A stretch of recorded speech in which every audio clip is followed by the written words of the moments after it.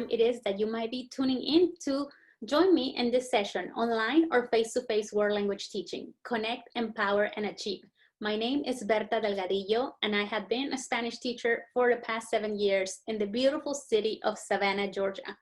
Today, I will be sharing several tools. I will be talking to you about social emotional learning, and I will be sharing a lot of tools that have really allowed me to continue to engage my students in lessons regardless of the teaching scenario. So I want to share some of those tips with you. And I'm so grateful to the Greater Washington Association of Teachers of World Languages to allow me to be part of this tips live video segments. If you would like to get access to this presentation, you can go to tinyurl.com/profedelgadillo, GWATFL, and you will be able to access this presentation and connect with all the links that I will be giving you throughout. So exactly what are we going to be talking about today? You will receive the tips and tools to better understand and implement social emotional learning in our classes, because we cannot teach our students until we are able to check in with them and show them how much we care. And when they know we care, they are going to be ready to receive that knowledge from us so that they can acquire the language that we are trying to teach them. We will also further empower our students to succeed in class through choice and accessibility options. And accessibility is so important because all of our students right now are going to be at different levels. Well, they're always at different levels, but right now there might be a bigger gap because some students maybe only receive 1/4 of the second semester last year before schools were shut down, and there's going to be an even greater gap perhaps. So this is going to help with that. And also we're going to identify practical and simple tech tools to cut our grading time while targeting all communication modes. So how does that sound? So the first thing I want to emphasize is the connection aspect. We connect through social emotional learning in our classroom. So what is exactly social emotional learning? It is being proactive as educators are helping our students develop the following competencies. We help them develop their self-awareness, their self-management, their social awareness, their relationship skills, and responsible decision-making. Now, I want to tell you that you probably already do many of these things even before social emotional learning started gaining momentum in our education environment. You have already been doing many of these things. So I just want to emphasize and make some more connections so that we can continue to bring this to the classroom more intentionally. So one way that I like to check in with my students in the morning before I even start teaching is through check-ins. So how do I check with my students? Very easily, I ask them just, how are you today? I might do so, I do this in the target language. I might say, ¿Cómo están hoy? Or ¿Cómo se sienten? So either one of those two, I will ask them. Sometimes I ask them deeper questions, especially if they're my level 3s. But I like to use Mentimeter because it's free and I can customize the words in there. So for example, in this one, I'm asking them, ¿Cómo están hoy? And they can tell me, I know 2 students are doing great on a Monday morning, 8 are okay, well, that's good, and 3 are, you know, okay, nobody is over here, so that's excellent. That means my students are ready to learn because everybody's doing at least okay. And then this is another one that I have done where my students can respond with adjectives in Spanish or in English if they don't have the language. They can respond and I can kind of see where their emotions are at before I begin my class. And it is important, it shows them that you care as their teacher, but you can also engage in some conversations and even ask them ¿por qué? And in the online world, because I am right now a 100% virtual teacher, I ask them to share with me privately. I always tell them, you can tell me privately in the chat or you can share with everybody, ¿por qué? Why? Why are you feeling the way you're feeling? And many of them open up and I get to have deeper connections with them that sometimes, you know, otherwise I wouldn't have in the classroom. So I do miss a lot of things from the classroom, but on the bright side, there are also a lot of connections, especially with the students who are super shy, that I'm able to have now that we are online because they feel more comfortable messaging or texting or, you know, in the chat box. So I love Mentimeter because it's versatile. It's excellent, a tool to draw input in the morning, and it gives a voice to everyone. There are other social emotional learning checks that you can do with your students, and these are really cute because they bring smiles to their faces. They're funny. So, you know, who doesn't love dogs? The students absolutely love dogs and cats, and I have a baby Yoda one, and I have one with cats, and then I have one, they know I love Chihuahuas, so I have one with nothing but Chihuahua doggies. And that is absolutely something that we enjoy doing in the morning. They love it when I bring this type of check-ins because it brings a smile to their face, it brings a smile to my face, and I just kind of discuss the answers. And if somebody's feeling down or somebody has a funny face, I ask why in the target language, and we just kind of more language can develop in the classroom with that. These are some more advanced, this is some more advanced ones that you can do. And I recommend that maybe this type of check-in you do on a Friday when the whole week has gone by, and then they can have an opportunity to really reflect on everything that happened that week and share a rose, a thorn, or a bud. And here's another example. You can do it with colors. This idea I got from my friend Claudia Elliott, amazing educator in Jacksonville, Florida. And you can, the students simply can either type the color or respond with something with that color and let you know how they're doing. And then also Pear Deck, if you use Pear Deck, has many embedded social emotional learning checks.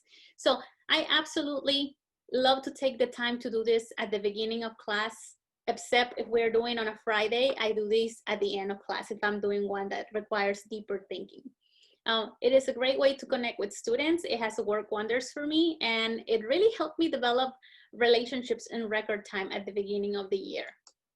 So if you would like to learn more about social emotional learning, please, I want to invite you to check out this website. Well, first of all, I have a set of social emotional learning templates like the ones I showed you for you to use with your class. They're ready for you to use. And if you teach a language other than Spanish, many of these you can change the language and adapt to meet your needs.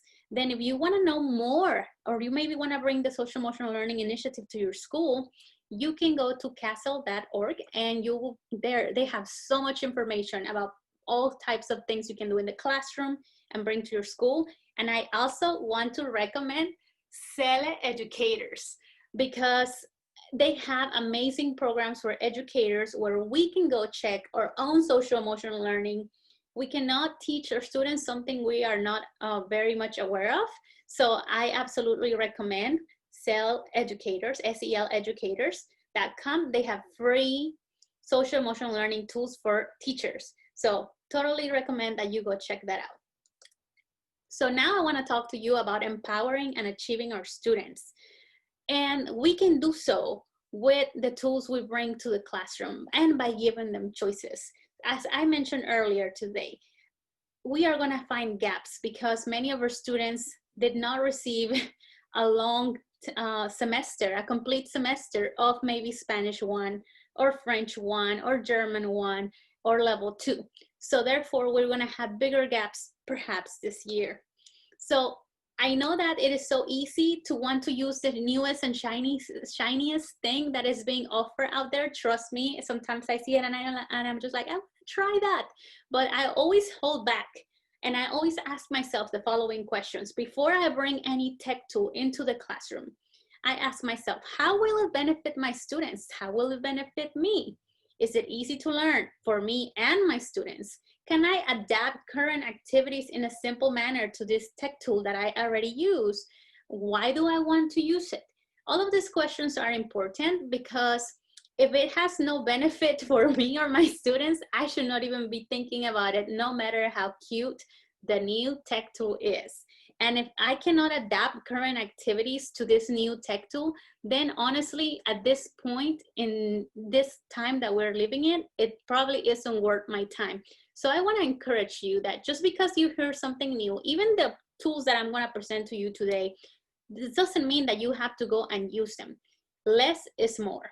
Less is more, but you also want to leverage the power of technology, but you want to do so with wisdom. So let's look at some of my best tech friends, and I'm going to call them friends. I'm going to call these platforms friends because they really have been a lifesaver and they have helped me transition very well to online. And even once I go back to the classroom, I'm going to continue to use this tech tool. So they're very much worth looking at.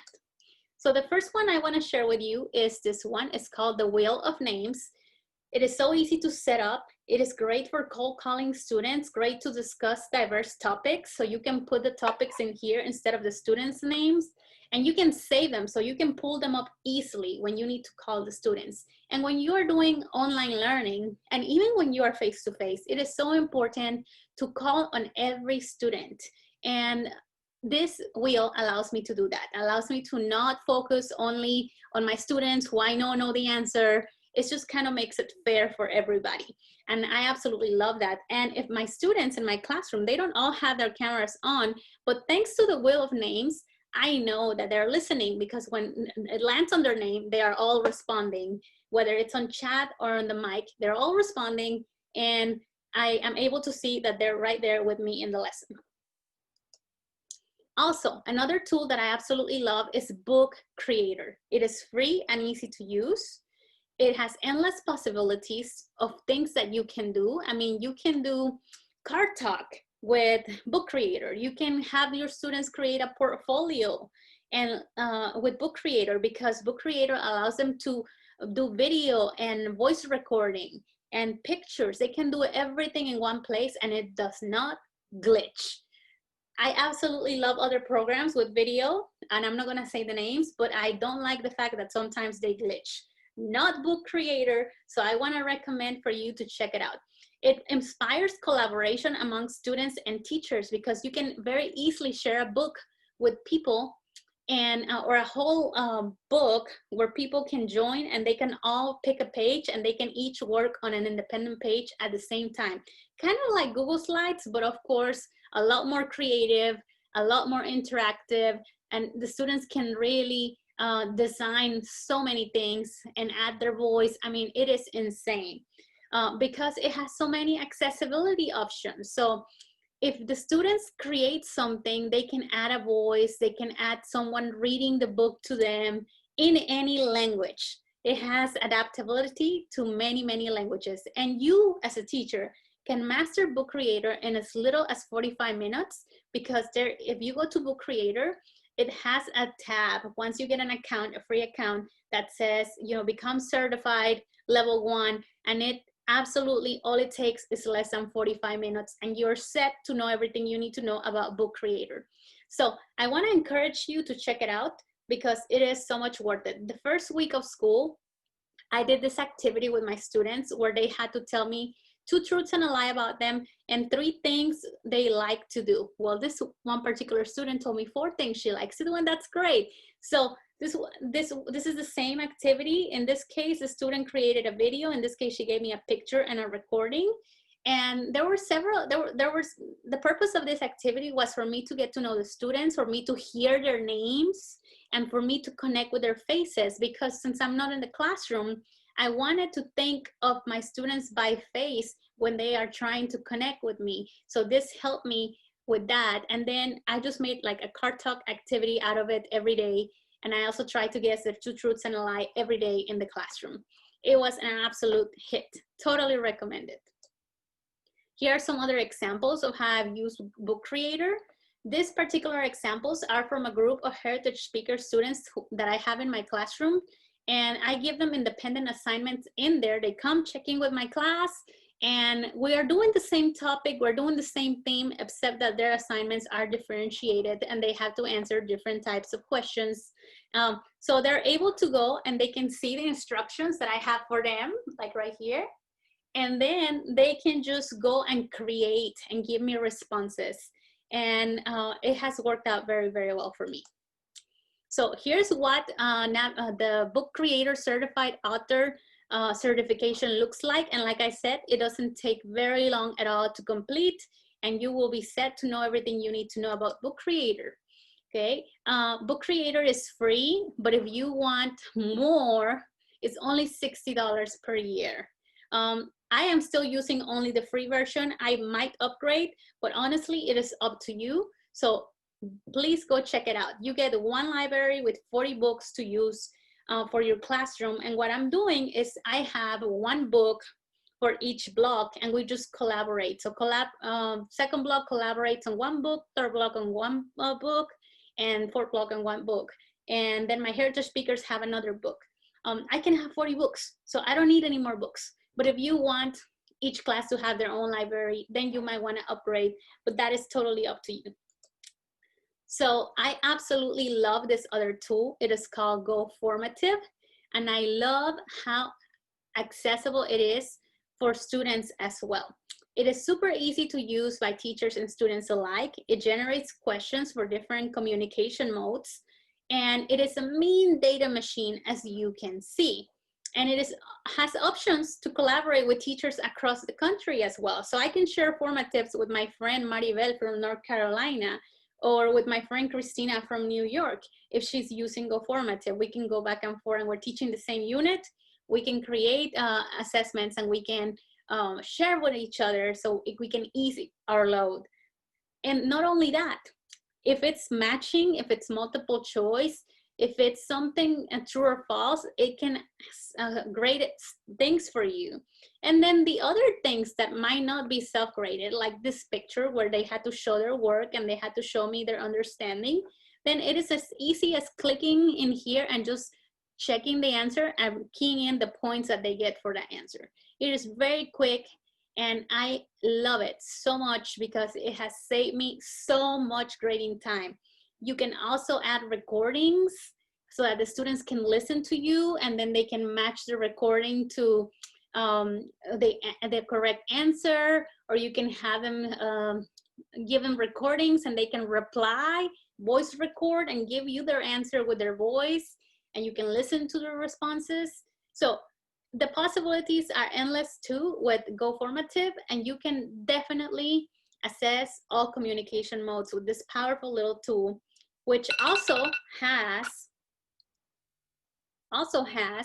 many limitations if it's free, but at the same time, not really. It doesn't really have that many limitations if it's free. It depends on what you want to get out of it. So if you want to use all the capabilities, then yes, you want to upgrade. But you can do true or false question, multiple choice questions, fill in the blank questions if you are using the free version. So these are the types of questions you can create, and you can also upload your own documents. And you can also have the students respond in all of these possible ways. And they can even do short answer, they can even write an essay, and Go Formative will tell you if a student copied and pasted responses. So it has another great feature, which is an anti-cheating feature. So finally, I just wanted to share some information in ways you can connect with me. You can connect with me by contacting me at berta@profesoradelgadillo.com. That is my email. Through Twitter, I am Profe Delgadillo. Through Instagram, I am Profesora Delgadillo. Through Facebook, I am Profesora Delgadillo. My blog is profesoradelgadillo.com/blog. And I want to invite you to join my free Facebook community for world language teachers, Transformation Through Acquisition-Driven Instruction, where we meet every Wednesday to talk about all things world language teaching. So I hope you connect with me through there if you want to continue this conversation and many others. And I hope you have found this presentation useful.